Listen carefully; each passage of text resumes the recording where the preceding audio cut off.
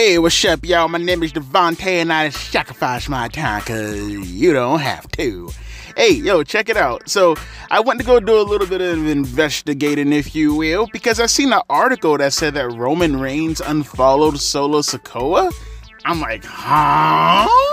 What's going on here? And I went out of my way to go actually type it into the search bar on Twitter, or X, or wherever the fuck you call it nowadays. TikTok, I don't know. And nothing popped up. And it's like, oh, that's... let me just sit up a little bit. Just play up my tie a little tiny bit. Lower my glasses. Interesting. Now, as we know, SummerSlam is on the horizon. As we know, Money in the Bank is also on the horizon. And I did say on Clash at the Champions, Clash at the Castles, whatever the fuck you call it nowadays, that I'm pretty sure the whole little six-man brawl that happened in the Aisleway, I'm pretty sure that's kind of leading to what's going to happen at Money in the Bank. You feel me? You know what I'm saying? You know what I'm saying? Like, I'm pretty sure they're going to probably do Damian Priest and Seth Rollins. Well, I don't know. Maybe they might main event with the Money in the Bank match also. The man version, obviously, not the women, because, you know, who fucking cares about the women? But... you know, I'm kind of vetting the situation right now. Is this going to be a situation where Roman Reigns is going to come back at Money in the Bank and he's going to confront Solo Sikoa? Like, people are talking about right now, well, there's a strong possibility, Devontae, that we might get Cody Rhodes and Solo Sikoa. Shut the fuck up. Put that dick right in your mouth and shut the fuck up. No one wants to see that. We need Cody and Randy Orton, all right? Cody and Randy Orton is the way to go. Stop it with the nonsense. Stop it with the bumfoolery. Stop it with the fuckhoolery, okay? No one wants to see Solo and Cody. We've seen that enough times on Raw in the past couple of years. What we want is Cody and Randy fucking Orton. But at the same time, splitting hairs here, what I also wouldn't mind seeing if Solo Sikoa is going to be at SummerSlam is Roman and Solo. Not to mention, I feel like, you know, going into the fall season, it's going to be nice to have Roman Reigns back. Because look at what's going on in WWE right now, bro. They got so much shit going on left and right, bro. Whether you're talking about Uncle Howdy and that stuff, right? Whether you're talking about Seth Rollins and Damian Priest, which also, there's a Trouble in Paradise brewing with Damian Priest and the rest of the Judgment Day. You got, you know, speaking of Judgment Day, you still don't know what's going to happen with Liv Morgan and Rhea Ripley. Then you turn your head for a little bit, you look to your left, you look to your right, you see Cody Rhodes, and he's busy fucking around with most likely Randy Orton. Then you got Roman Reigns, and he's coming back, and there's just so, and then fucking CM Punk and Drew McIntyre. They're just so much shit going on at the moment, and I fucking love it. First off, it gives me so much content. That's one thing. And secondly, like, bruh, this is what I want to see within professional wrestling, man. Because they started off really hot this year, you know, with the Cody Rhodes and Rock and Roman and Seth drama.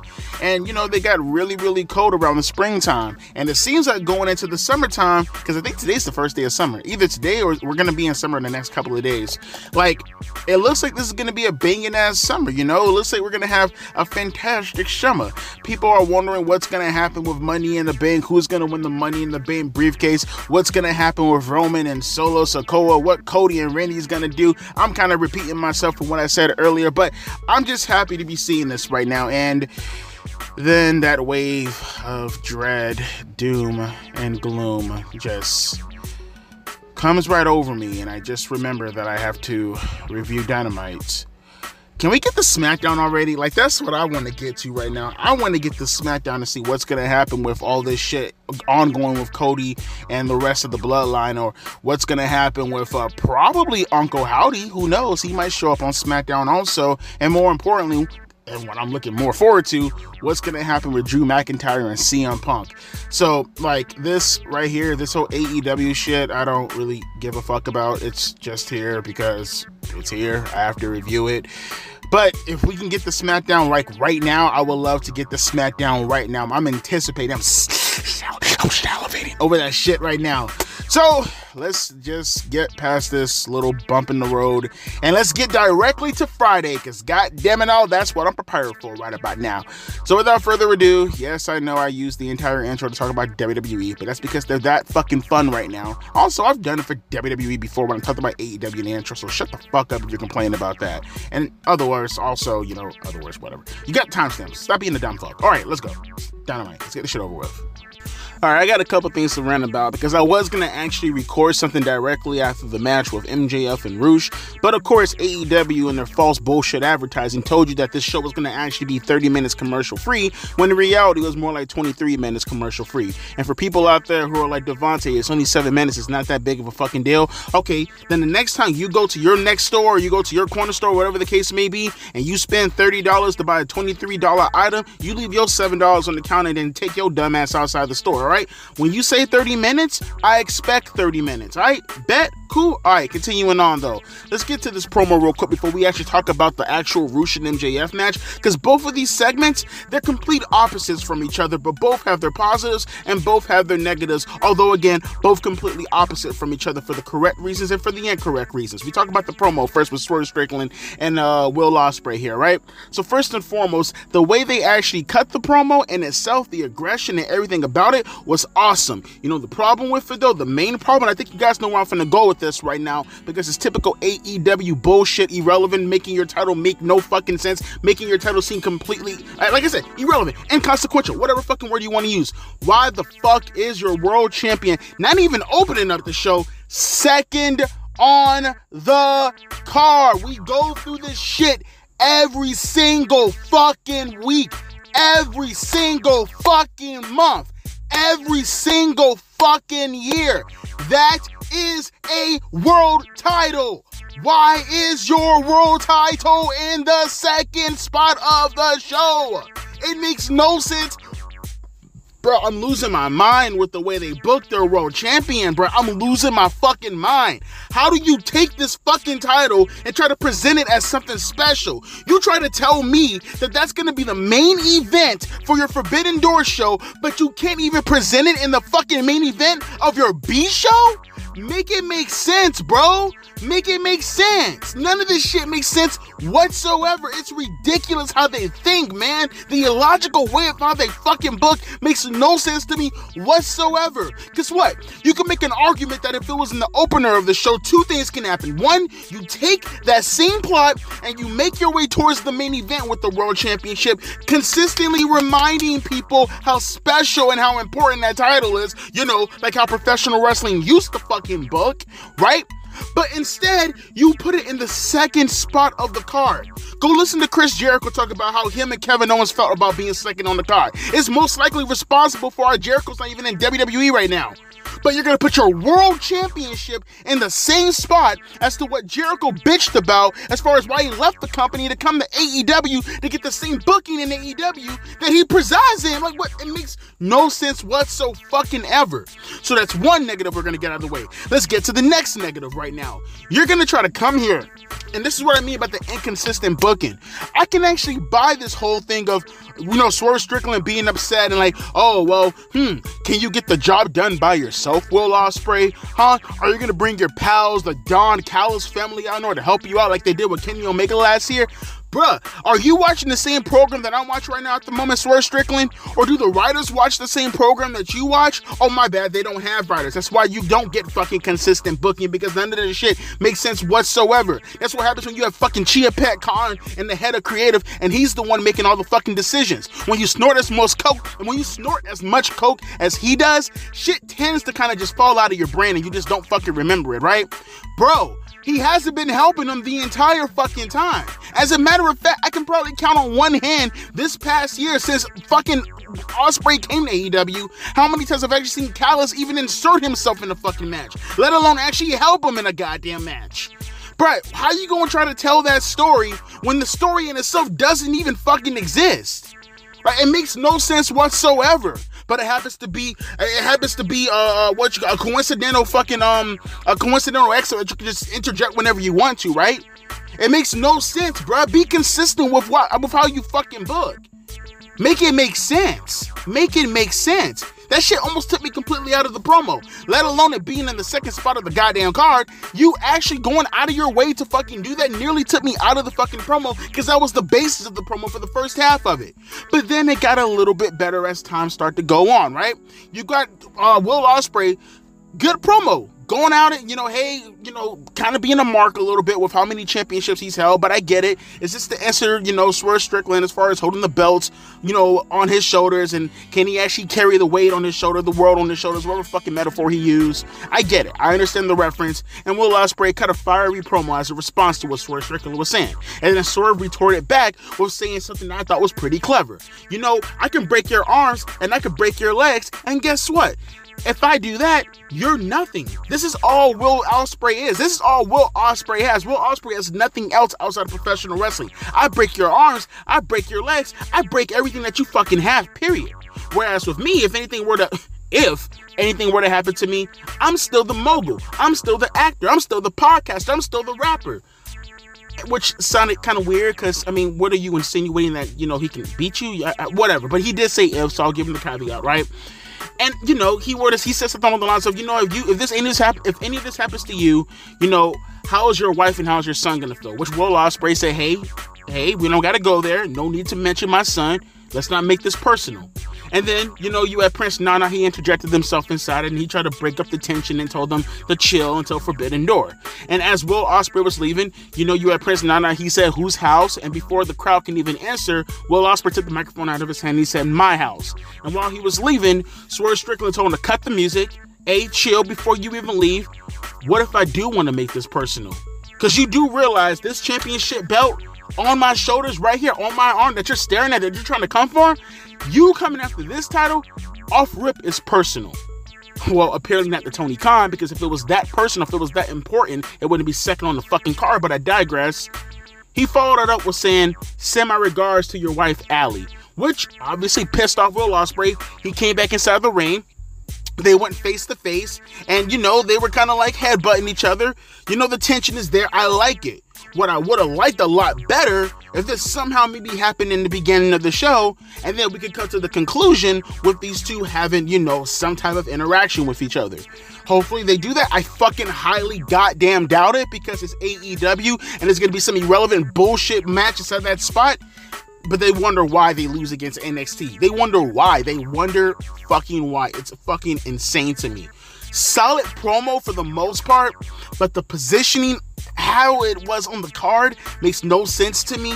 And just overall, the approach as far as what they were trying to balance this off of, or what they were trying to bounce this off of, again, it was just inconsistent, because what they're talking about as far as what they were trying to set the foundation on, it's not there. It never existed, and it just seems like you're doing it out of convenience. But, isn't that the story of AEW? Now, we're going to go a little bit further back, and we're going to go to the Roosh and MJF match. So, you have these two guys go out there. They beat the shit out of each other, right? Fists being thrown, fighting outside the ring. All this stuff is going on. All these shenanigans, right? A straight-up one-on-one match, right? And the opener of the show. Now, you would probably tell yourself, well, maybe it'd be probably smart to have a disqualification finish, maybe a count-out finish, maybe someone can interfere, so you can save this match, and maybe you can run it back, maybe even a gimmick attached to it. I think that's awful, but who knows? Whatever, you can run it back, because that's the current feud going on at the moment at Forbidden Door, because, common sense, right? But again, you guys don't understand it. We're watching AEW, so common sense doesn't prevail. They've done this same dumb shit before with the likes of Christian and Edge, where you had them start their feud in October, have multiple pay-per-view matches just to get to this spot, and you put them on a random episode of fucking Dynamite to wrestle in a fucking, I Quit match? You have them wrestle in an I Quit match on a random episode of Dynamite in like March or April.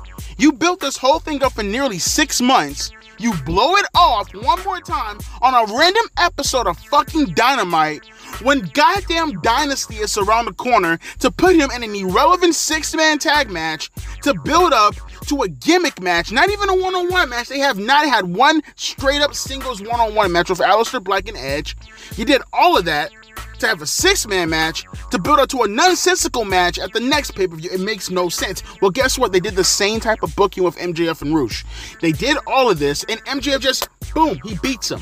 But not only does he beat him, you get this random fucking border jumper over here jumping directly on the screen, aligning himself for some goddamn reason. I don't know where this came from. He's aligning himself with Brian. I get my ass kicked by fucking women. My pussy has a footprint on it from how much it's been kicked in by fucking women, Cage. With the rest of these two losers, these Samoan losers, these Samoan jobbers, fucking muscles for goddamn nothing. They're like aligning themselves with this goddamn fucking sombrero rare over here. Talk about, I'm gonna take you on, MJF. Oye, me and you, mira, over here, me and you, Forbidden Door. Bro, who the fuck is this guy? Who the fuck is he? Why do I care?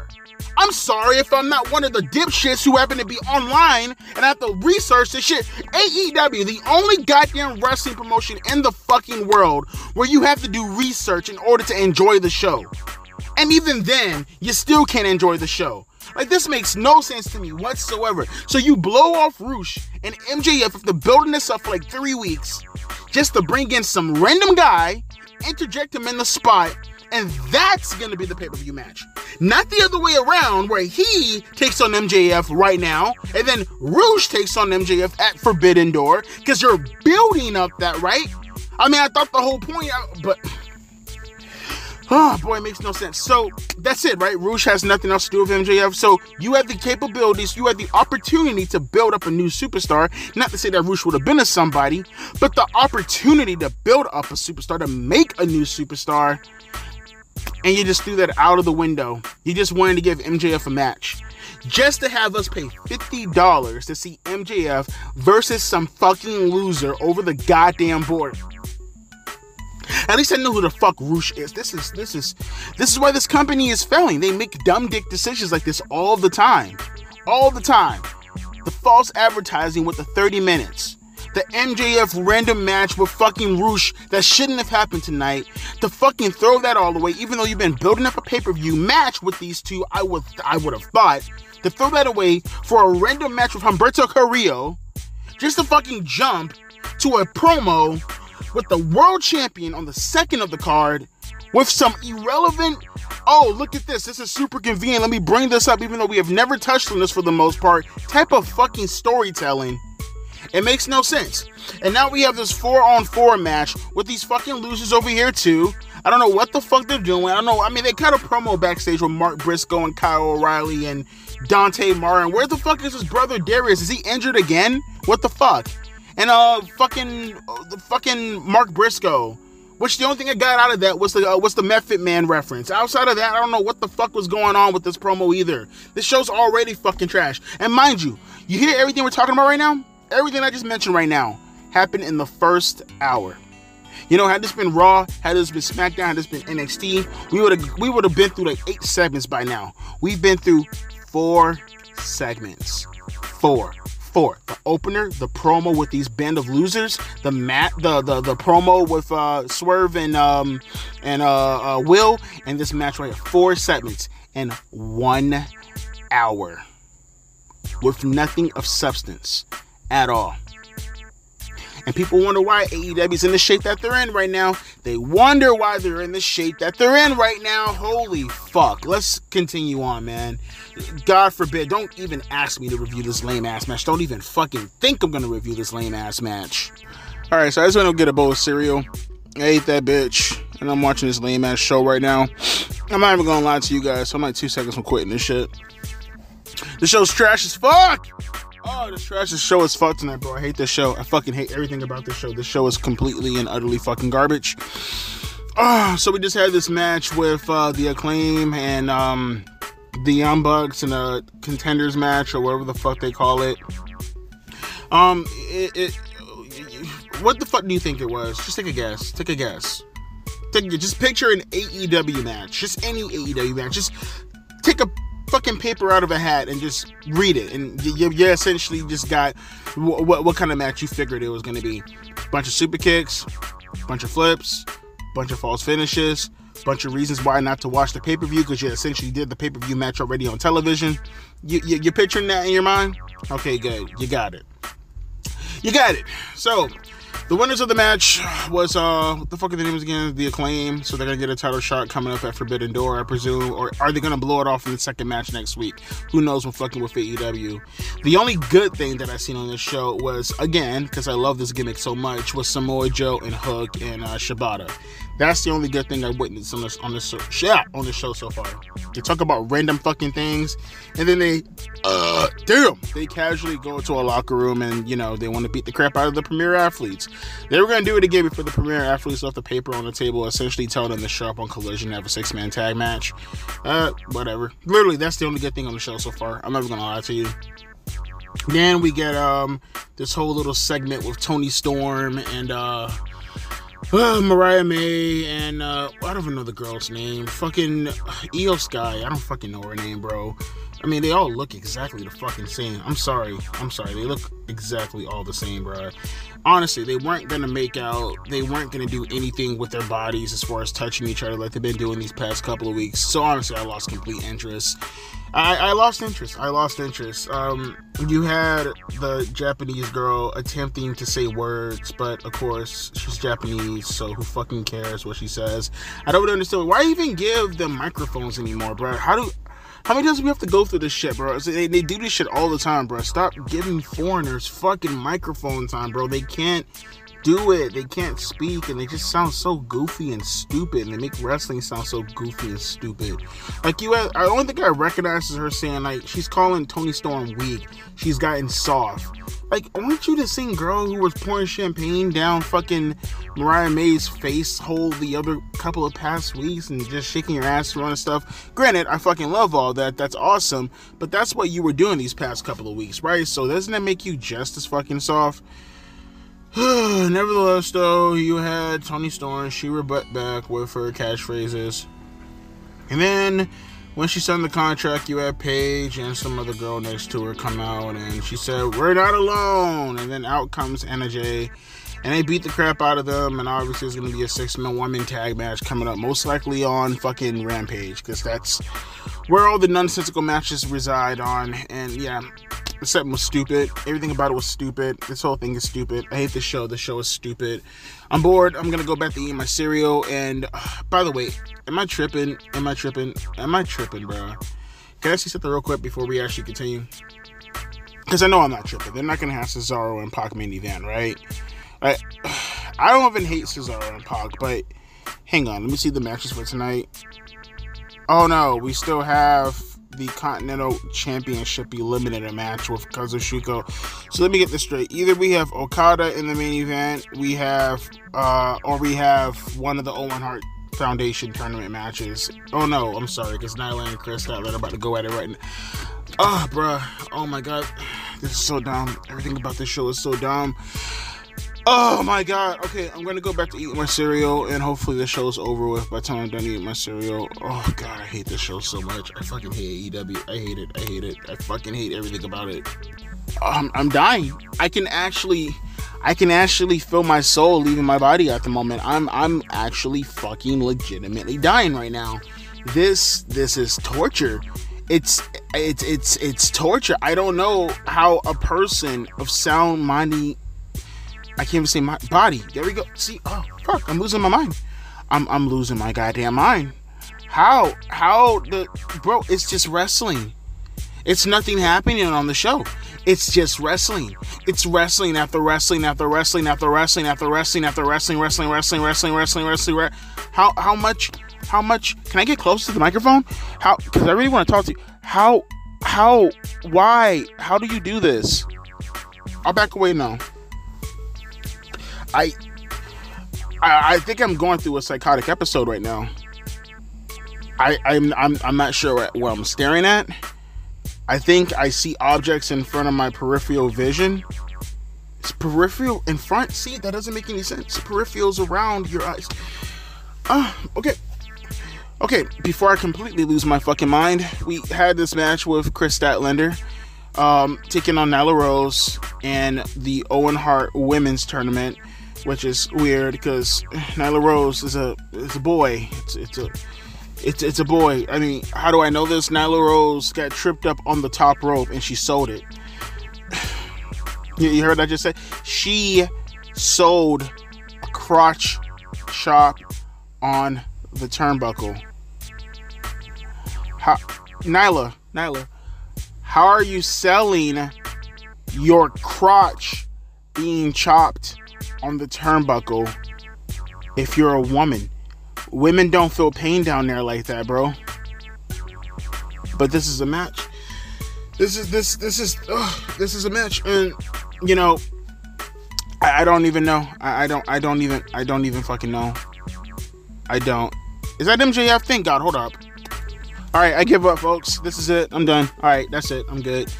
All right, I'm tapping out. I thought at first I was going to be able to make it to the main event, but who cares? It's Pac versus somebody. It's Cesaro, Castagnoli. I give up. I don't want to watch this anymore. I don't want to do this anymore. I just want to reflect on what I just watched right now. The stupidity, the inconsistency of this booking. I don't want to do this anymore. I don't. So first off, like I just touched on before, you had Nyla Rose, who's a man in a women's tournament. She lost. They lost the match because Chris Statlander essentially committed sexual harassment, sexual assault really, on Nyla Rose by holding them upside down and having their nuts like right in her face. And she hit her with a tombstone power driver and she got the win. Right. And then, bro, we had the Learning Tree 7 backstage. It was an interview with Private Party, and Jericho is still the delusional gimmick, and he was just telling them, hey, you know, you're gonna fight up against two Spanish dudes oh my god, my head hurts, on a Rampage, and this match right here, you should be on the lookout, because I was in Mexico for all my years of wrestling, and I had to watch out for stupid fucking moves like a power driver. And then Wild Bill Hickok told him that he can't wait for the tag team match at Collision. And then the Bounty Hunter, he tells him to, you know, take a tope con Helio and respect Jericho. Oh god.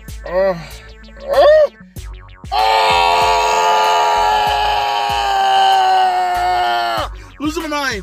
I'm losing my mind. I can't. Bro. Okay, let's continue. We're almost close. We're close, Devontae. Just make it to the finish line. Make it to the fucking finish line.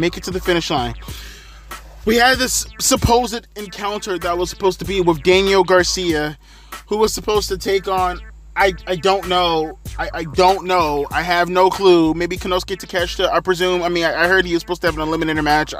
I presume it was supposed to be him. I didn't see him throughout the... Oh my god, kill me. You had... Bro, and they're trying to force this all of a sudden. Bro, you had MJF run out to the ring because apparently Daniel Garcia was attacked behind by the Mogul Embassy, or the embassy in general, and the Mexican guy we talked about earlier. MJF ran out to the ring to attack him to save Daniel Garcia, I guess. I don't know. I can't follow. Fuck my life, bro. Fuck my life. He attacked him, I guess, because they're trying to force this whole little They're trying to force a match. They're trying to force a match for fucking Forbidden Door. Oh my god, fucking kill me. Oh my god, kill me.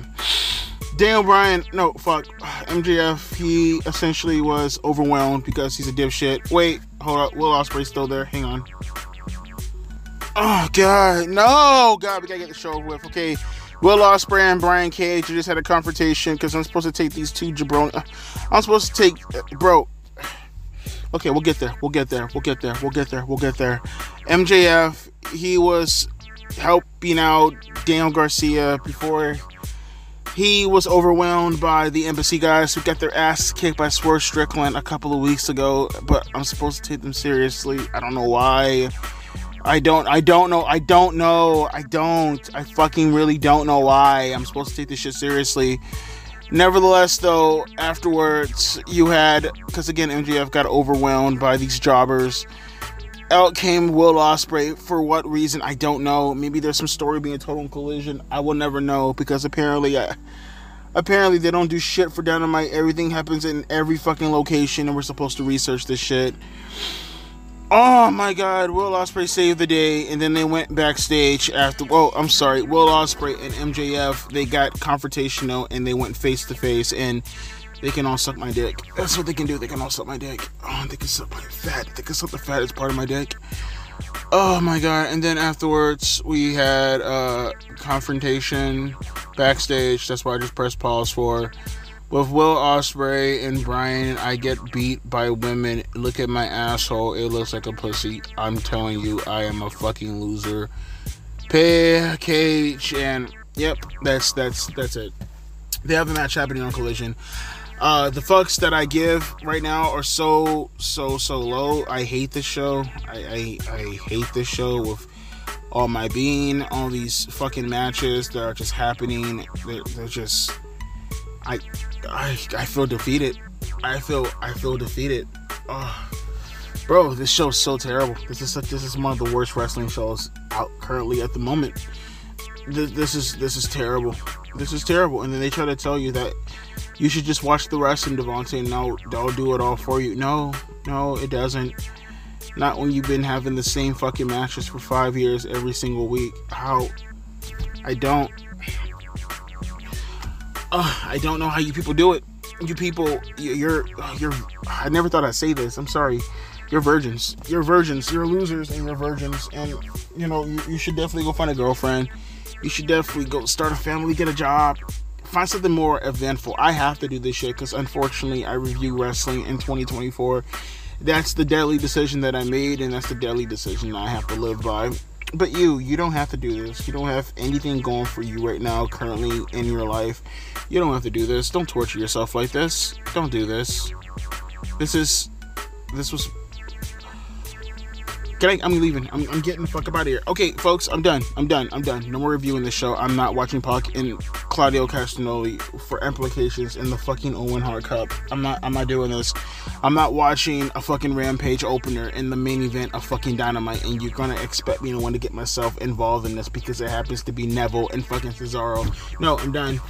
I'm gonna go do something more important, like play video games and smoke some weed. My name is Devontae, and I'll be catching you guys later. Fucking Dynamite sucks so hard. Oh, God. It's the worst television. It's the worst wrestling show currently in North America. I'm sorry, it's fucking atrocious.